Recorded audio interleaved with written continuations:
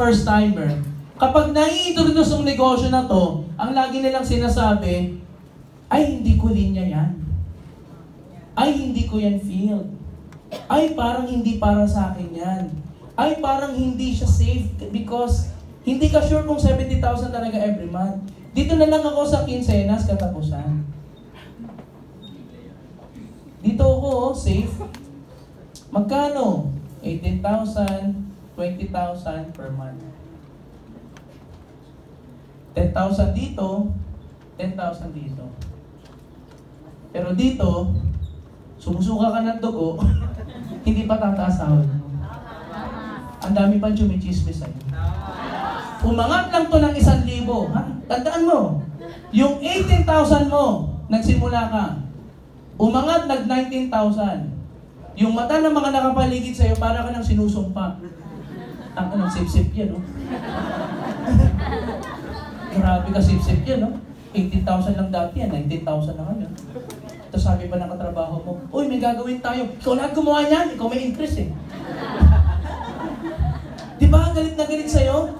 Nagpapatayan para dito at nagsisipag para dito. Pero pag ikaw pumasok ng M Global at tatamad-tamad ka, ito ang makukuha mo.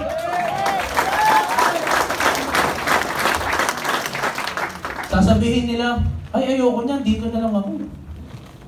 Pagtatrabaho yan. Anong retirement age sa Pilipinas? 65. Diba? 65 magre-retire. O anong sunod sa 65? 66? Ano magbilang? Hindi na kayo marunong magbilang? 66. Nagtrabaho ka from 20 years old to 65 years old. 45 years ng buhay mo, inalay mo sa pagtatrabaho. At the age of 66, ano meron ka? May pera ka. Tama po ba? Kasi may retirement. At the age of 66, nagnegosyo ka. Sa tingin mo, yayaman ka ba? Depende. Kung gaano kadami maintenance mo. Kasi pagdating ng 66, lahat na yan, take all na yan eh. May diabetes, may high blood, di ba? May vertigo, di ba? May putragis, lahat na yan, hawa-hawa na yan eh. Di ba? Oh, bawal sa iyo. Lahat, ang daming bawal. Oh, let's say, oh, pati, huwag naman senior amoy. Grabe ka naman. Amoy epicacent oil lang. Amoy epicacent oil, amoy panghaplas, no? Lahat. Amoy pauliniment, lahat na sabihin mo. Let's say, at the age of 66, nakilala mo si M Global. Pwede ka ba magnegosyo? Yes! Pwede ka ba magnegosyo? Yes! Dagdagan mo ng 3 years. Kasi sa M Global, pag binigay mo yung buhay mo dito, at least 3 years, pwedeng magbago ang takbo ng buhay mo sa Alliance University. 66, nag-retire ka. At the age of 66, nagnegosyo ka ng M Global. After 66 plus 3, anong edad mo na? 69. Yan, diyan kayo magaling. 69. Pwede naman maging successful? Yes! Pwede na maging successful? Yes! O pwede. O paano naging successful? Millionaire Circle, wow. Kumikita ng 300,000 every month. Tapos may car with S. Ay, mali. Dito pala. Yan. May kotse. Tapos nagtatravel. Ba? Oh. Pwede o pwede? May car. Bumili ng sports car. Wow. At 69 years old. Yung windshield may grado. Anak, gano'n na ba kabilis yung takbo natin? May sumakay, sabi, Lola, nahihilo ko! Sabi, anak, 150 yung grado niyan sa kanan, dito 300 sa kayo. May enjoy mo ba at 69? Pwede pa rin. Oo. Papalit-palit ka ng tungkod everyday. Pero kidding aside, pwede mo ma-enjoy. Depende sa dami ng maintenance. Pero, let's say, balik tayo kay JR. JR, ano taong ka na? 26? Aba, hindi ka mukhang 26 ha? Mukha kang 25 yan, ha? Si JR! Makatawa kayo dyan, ha? At the age of 26, brother. Ngayon, na-meet mo si AIM Global. Alliance Emotion Global. Dagdagan natin ng 3 years. Ano magiging edad mo, bro? 29. Very good in mathematics. Nag-aral ka talaga ng history, 29 years old. Pwede ka na kayong yumaman by 29? Pwede na siyang yumaman by 29? Depende. Alam mo bakit? Kasi yung mga 26 years old, madaming distraction. Inom dito, inom dyan, Mobile Legends, party-party. Diba? Maraming distraction. Pag sinabi, tara, hataw tayo, apply, teka lang, rank 2 eh. Diba? Hoy, may training, teka lang, apply, may hirap kaming schedule eh, Friday night. Diba? Sipin mo, 29 years old, pwede kang yumaman kung tututukan mo yung negosyo. Kasi ang pagyaman, bawal yung ang commitment mo, petiks-petiks ka lang. Hindi pwedeng ganun. Dapat ang pagyaman ang tutok mo, 100% dun mo bubuhos ang buhay mo. Diba? Para after 3 years, kung yumaman ka man, pwede kang magpahinga ng konti, pero itutuloy mo pa rin. Halimbawa, 3 years, hindi niya nakuha yung pagyaman. Pwede pa ba magdagdag ng 3 taon? Yes! Pwede pa. Bakit? Kasi ito, hindi mo na pwedeng dagdagan ng 3 taon eh. Kasi baka mamatay na siya. Diba? Si JR, marami pang oras. O JR, dagdagan natin ng 3 years. Ilan taon yan? 32. At the age of 32, millionaire circle ka na sa AIM Global. Global Ambassador. Meron ka ng mga kotse sa AIM Global. Kumikita ka ng kalahating milyon, JR. Ito yung buhay mo after 6 years sa AIM Global. Paglalaban mo ba? Yes! Gagawan mo ba ng paraan? Yes! Yung jowa mo nga, niligawan mo, hindi ka sinagot, ginawa ng paraan. Ito pa kaya. Nagigets po ba? Yes! So ang pagyaman, hindi lang dahil gusto. Gusto niyo bang yumaman? Yes! Hindi yun ang tanong eh. Kasi ang pagiging successful, hindi lang dahil gusto mo ngayon, mamaya hindi na. Ang pagyaman ay commitment. Can you say commitment? Commitment! Kasi kung wala kang commitment, yumaman, never ka talagang yayaman. Kasi ang pagyaman, gusto mo o hindi mo gusto, tatrabahuin mo. Madali o mahirap, gagawin mo. Kumain ka o gutom ka, gagawin mo.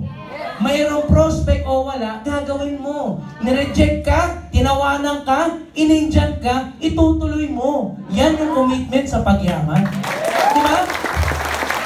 Kaya, alam niyo po, especially sa mga first timer ngayon, napakaswerte niyo po. Tapingin mo yung katabi mo, sabihin mo, napakapalad mo. Mapalad ka. Maswerte ka. Baka ikaw ang pagpalain ngayon. Alam nyo guys kung bakit? Kasi ito, baka sabihin nyo, puro na lang usapan ng pera-pera. Ito maganda. Kung si JR, 26 years old, na-meet yung Alliance Emotion Global, ang tatawagin ko, na-meet niya tong Alliance Emotion Global at a younger age. Ang negosyo niya ng AIM Global, usapan natin, ilang taon ang ibubuhos mo? 3 taon. Ang average na age niya sa AIM Global ay nasa 3 taon pa lang. Pero siya, isa sa pinakabatang nagawa at nabuo ng Alliance Emotion Global. Isa sa pinakabatang milyonaryo, isa sa pinakabatang maraming kotse, at isa sa pinakabata na masasabi natin na nagbago ang buhay with Alliance Emotion Global. At alam nyo, ang pinaka-best part, hindi lang siya basta nabago yung buhay. Out of 6 million distributors ng AIM Global sa buong mundo, top 11 lang naman ang tatawagin ko ngayong araw na ito. Ang tanong, ready ka na bang makita at marinig ang kwento ng mga yumaman sa AIM Global? Handa ka na ba? Ready ka na ba? Ulitin ko, ang pagyaman nasa palakpak, nasa padyak, nasa sigaw. Kasi kung hindi mo magawang pumalakpak at pumadyak at sumigaw, paano pa yung pagyaman? Sabi mo, iyo. Kaya kung sinong pinakamangingay, sinong pinakamalakas ang palakpak, sinong pinakamalakas ang pagyaman, susunod sa tao na to? Handa ka na ba? Subukan nga natin 1 milyon! Aba, ang dami gustong yumaman ah. O sige, ano magandang gawin natin? Parang talagang yung pagyaman mo, talagang preparado, talagang nag-iinit pa. Yung mga palad mo, paglapat mo agad, kisin mo ganyan. Yan. Sige, i-ready mo. Huwag mo sampalin yung katabi mo, ha? Ano sabi ko lang, kisin mo lang. Ulitin natin, ha? Para yung pagpalakpak mo talagang nag-uumapaw talagang energy at taas-taas. Ready ka na? 1 milyon! 2 milyon! Let's all stand up at bigyan ng milyon palakpak! Our top 11! No other than Brother Nax Bosala!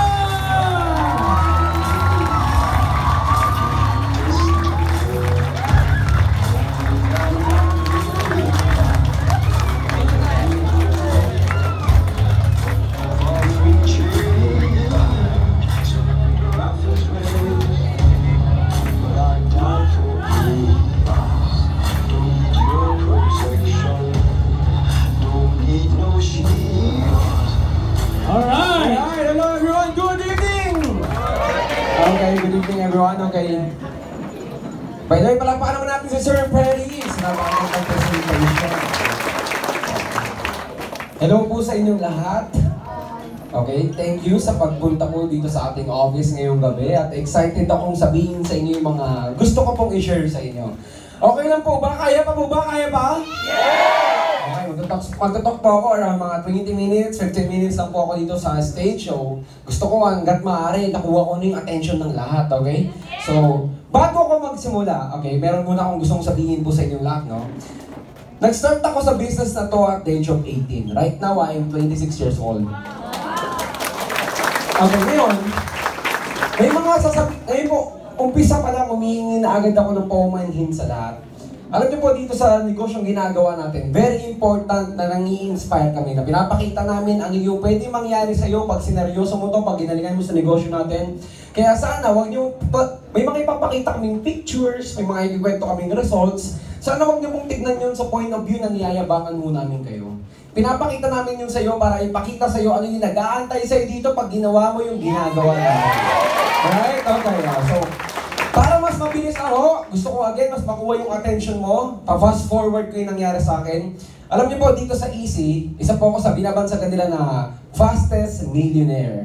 Kasi I earned my first million in 39 days. Ay, pinapakali naman po yun. Okay, ngayon yun. Okay, sa team po namin, yung mga taong sumama po sa akin, mga taong nagtiwala po sa akin, alam niyo po ba, 2 years na kami sa Easy, and in 2 years, we created 20 plus millionaires. Okay, bakit ko sinasabi? Again, gusto kong makuha yung attention mo. Okay, gusto kong makuha yung attention mo. Gusto kong makuha. Ngayon, magtuturo kami about sa pag-asenso. Sabi nila, bago ka daw magturo sa pag-asenso, dapat mas effective daw yung ituturo mo kung ikaw mismo nagawa mo daw bago mo ituro. Ngayon, gusto ko pong i-share sa inyong lahat, not to brag, again, gusto ko lang i-inspire kasi sobrang ganda ng opportunity na to. In 2 years, ang total income ko na 21 million. Okay, again. Ngayon, ang question, ito na. Paano ko nagawa yun? Gusto mo bang malaman? Yes! Okay, mahinay. Excited nga ako pumunta dito. Galing pa ako ng Antipolo. Okay, gusto kong i-share sa inyo paano ko nagawa. Ituturo ko lahat. Gusto mo bang malaman? Yes! Okay, lahat gusto daw. Okay, so, quick, fast forward muna. Alam niyo po, nung nakita ko yung ganitong negosyo, yung mga panahon nagsisimula ako, 18 years old ako. Sabi, meron daw 3 klase ng reaction yung mga taong nakakita ng ganitong negosyo. Yung una, ito yung mga taong uninformed. Ibig sabihin ng uninformed, ito yung mga taong walang alam. Okay? Pangalawa, yung mga taong misinformed. Ito yung mga taong mali yung alam.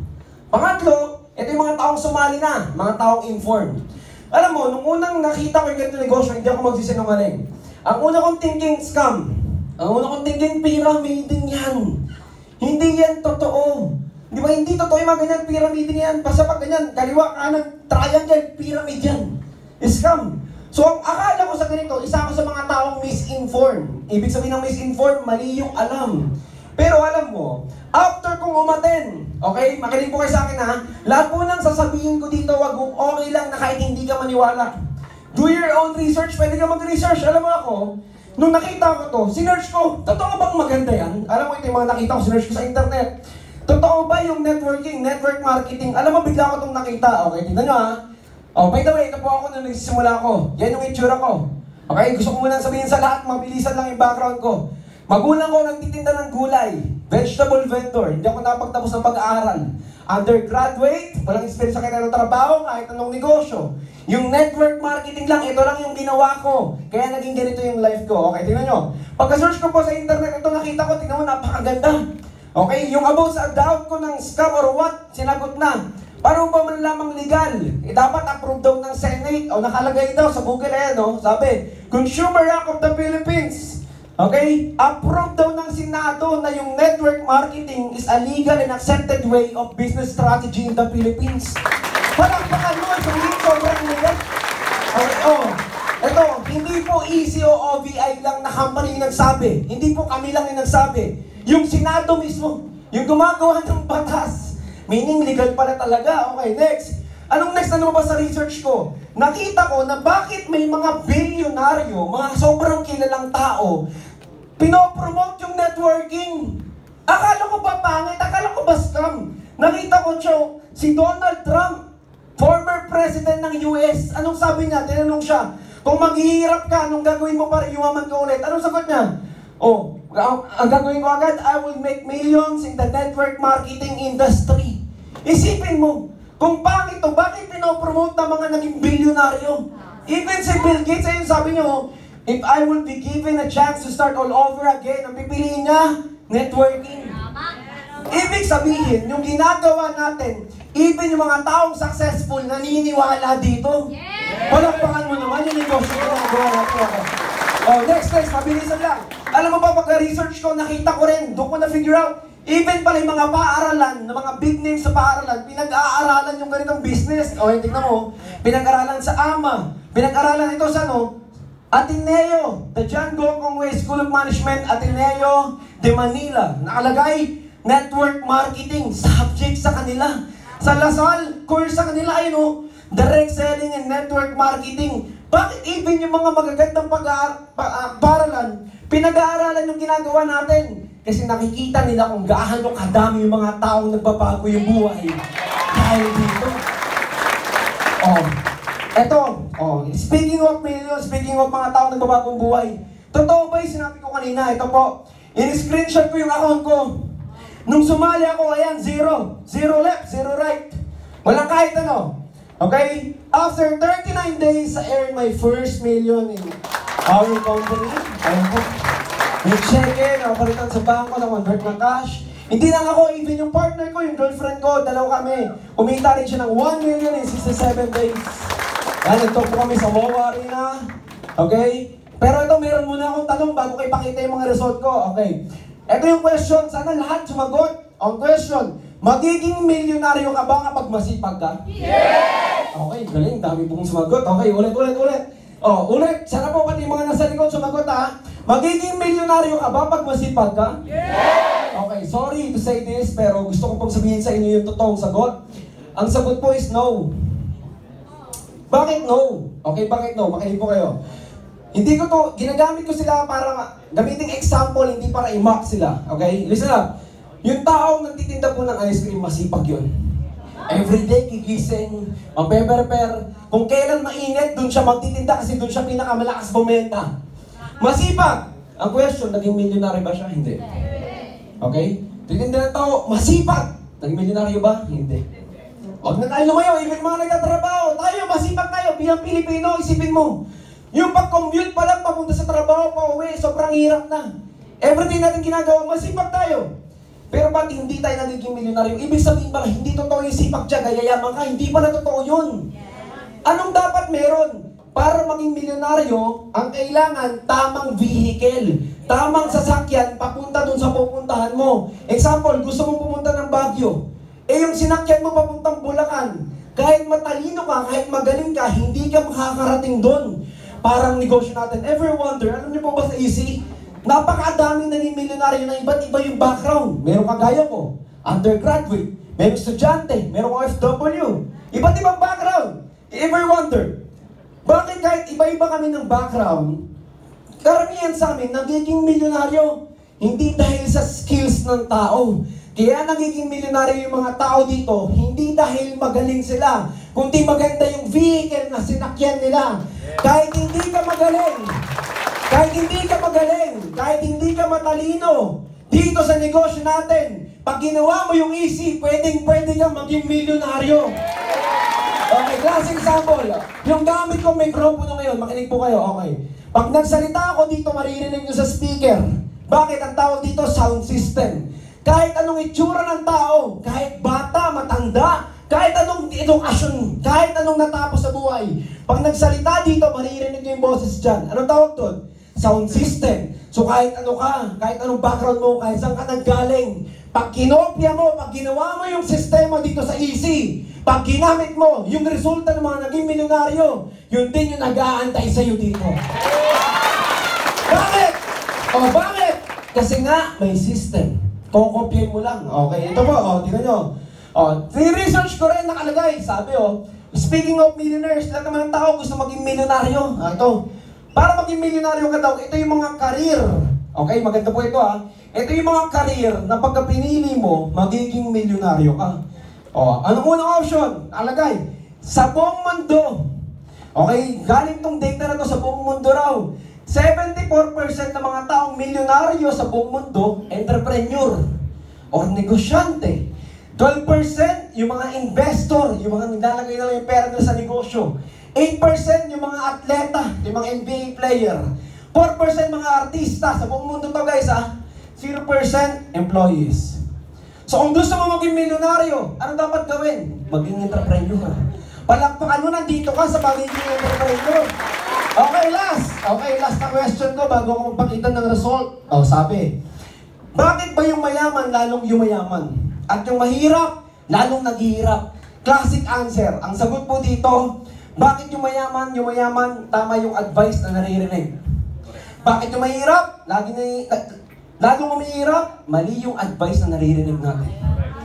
Alam niyo po, sa lugar namin, laki po akong squatters. Sabihin mo ng squatters, yung lugar namin, yung bahay na tinayuan ng bahay namin, hindi amin yung lupa.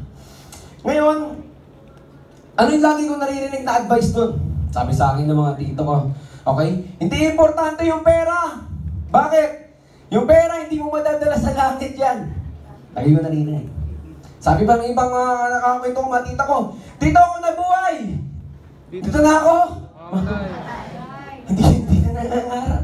Okay. Alam niyo po ba, bakit ang sagot ko, tama yung advice na naririnig? Alam mo, makinig po kayo sa akin na bilang isang Pilipino, mahilig po tayong magbigay ng mga opinion.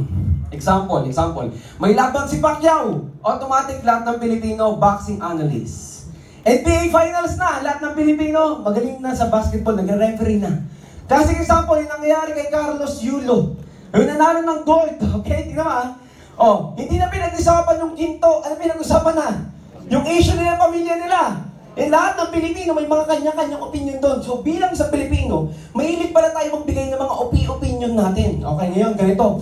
Bakit karamihan ng Pilipino hindi daw umaasenso? Kasi napakadami nating advices na naririnig. Ito gawin mo, ito gawin mo, ito gawin mo, ito gawin mo. Sobrang dami mong advices na naririnig, hindi mo na alam na yung tama. Listen up, sir. Nung nagsisimula ako, ito yung sinabi ng mentor ko sa akin na pinaka-favorite ko. Sabi niya, Lance, makinig ka mabuti. Pag ginawa mo to, mabilis kang iyaman. Sabi ko, ano yan? Sabi niya, tanda mo lang tong phrase na to, kung gusto mong maging, makikinig ka lang sa mga taong naging. Sabi niya sa akin, kung gusto mong maging milyonaryo, you have to make sure na nagbibigay ng advice sa'yo, milyonaryo na. Kung gusto mong umasenso, dapat yung magbibigay ng advice na susundan mo, yung mga taong asensado na. Kasi sabi niya, kahit kailan, hindi kayang ituro ng kahit sino yung bagay na siya mismo, hindi naman niya nagawa. Ngayon, bakit maraming Pilipino hirap na yumaman? Tignan niyo po ito Anong sabi sa akin? Ano mga advice ng tito ko? Magtrabaho ka. Ito yung gawin mo, ito yung gawin mo. Alam niyo po, nung nagsimula ako sa network marketing, ang daming negative sa akin. Unang-una, kaibigan ko, ba't ka nagganyan? Ang dami nating kaibigan sumali sa ganyan, hindi naman yumaman. Lalo-lalo na yung nanay ko, sobrang negative na nanay ko. Magtrabaho ka na lang! Ikaw, bata ka, kaya inuuto ka nila dyan eh. Hindi totoo yung mga ganyan. Ang dami kong advices na naririnig. Pero, nag-stick ako dun sa sinabi ng mentor ko. Sabi niya, kung gusto mong maging, magaling ka sa naging, pipiliin ko daw yung taong papakinggan ko. Sorry to say this, mahal ko yung nanay ko, pero alam ko sa sarili ko, pag about sa pausapang pamilya, pagiging mabuting nanay, makikinig ako sa nanay ko. Pero pag about sa pagyaman, alam ko sa sarili ko na yung nanay ko, hindi kami mayaman. So pag nakinig ako sa kanya, alam ko na yung mangyayari. So alam mo, pinili ko yung mga taong papakinggan ko. Ang pinakinggan ko yung mentor ko, yung naging coach ko, yung nag-invite sa akin dito. Bakit? Kasi parehas kami ng gusto mangyari sa buhay. Gusto ko yumaman. Okay, ngayon guys. Tingnan mo ha. Dahil pinakinggan ko siya, pinakinggan ko yung mentor ko, anong nangyari sa akin? Tingnan nyo, anong nangyari sa team namin. Sabi dito sa pagbinuksan yakap natin. Easy, ordinary people turning extraordinary millionaires. Tingnan mo ba nangyari?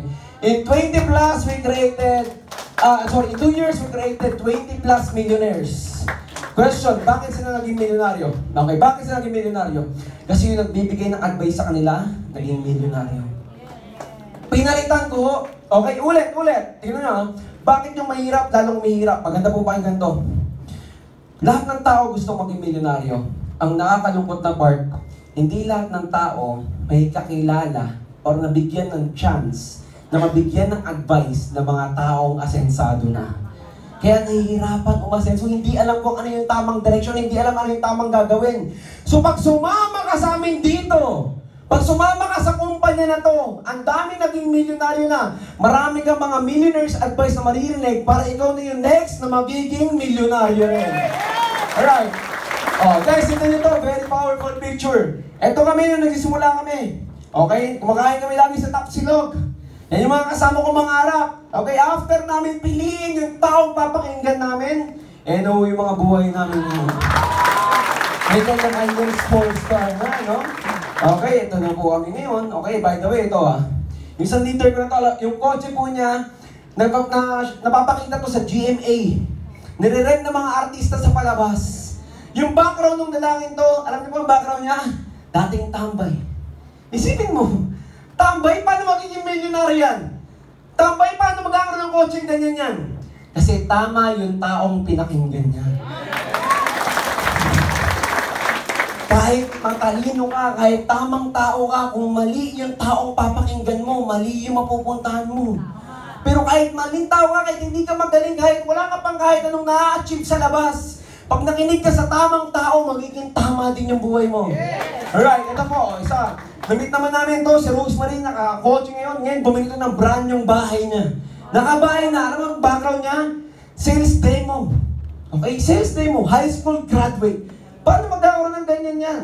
Ito isa sa mentor namin, naka-top down na sports car. And ito po yung kotse ko, by the way. Ford Mustang. Ito na po kami.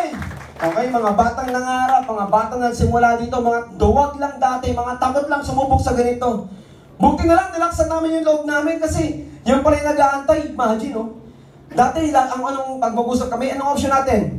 Mag-jeep, magbabas, magte-train na tayo. Isipin mo ngayon, pag nag-ride kami, meron kaming dala-dala mga walkie-talkie. Kasi namimiss namin yung isa't isa, wala nang sumasabay sa kotse namin eh. May tag-iisa na. So kaya kailangan meron kaming walkie-talkie. Kaliwa. Tara kanan tayo dito. Isipin mo, ito yung buhay na nag-aantay sa mga taong susubok sa kanilang negosyo. Alright, ito na po yung life ng team namin ngayon. Nag-rent kami ng yacht. I-celebrate sa kinandagat. Nag-rent ng club. Pag manunod kami ng sine, pinaka-favorite namin, i-rent yung buong sine. Kasi mahihain kami. Mahihain ako mag-rent ng popcorn, maingay. So gusto ko, solo na lang. Ayan, na-rent na lang namin yung buong cinema. Nag-claim kami ng check. Sabi ko, sabay-sabay tayo mag-click para masaya. Ang total ng nag-click namin, 14.4 million na commission. Galing sa kumpanya ko. Alam niyo po, okay, hindi ko sa minamak yung isang business partner ko. Kahapon lang, sobrang tingin ko galing kami sa yacht party. Habang nag-celebrate kami, sabi ko, ang kasama ko sa yacht, lahat ng first timer, lahat ng bago. Habang nagsumasayo kami, may DJ, nasa gitna kami ng dagat.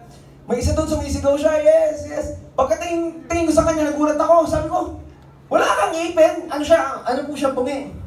Sabi ko, wala kang ngipin. Tamawa siya, dito lang talaga. Sabi ko, grabe, no? Alam mo ba't ako nabaliw? Ba't po ako nabaliw? Tignan nyo, yung walang ipin po, matatanggap po ba ng maayos sa trabaho sa labas? Hindi. Pero isipin mo nakasama sa yacht party namin. Ang para makasama ka doon, dapat ang total ng kinita mo, 100,000. Isipin mo paano nangyari yun sa tao yun. Ganun kaganda yung oportunidad na ginagawa mo. Kahit sino, kahit anong background, kahit anong physical appearance ng tao, pwedeng kumita ng malaki dito. Alright? O, ito naman po. Hindi naman sa magpamayabang. Gusto ko lang ipakita.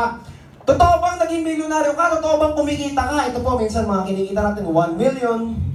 Minsan, dalawa kami ng partner ko, kumita kami ng tag 2 million na income. Gusto mo ba yan? Nakakapag-travel sa abroad, naka 15 to 18 countries na ako. Ito po, pinaka-favorite na achievement ko, no, na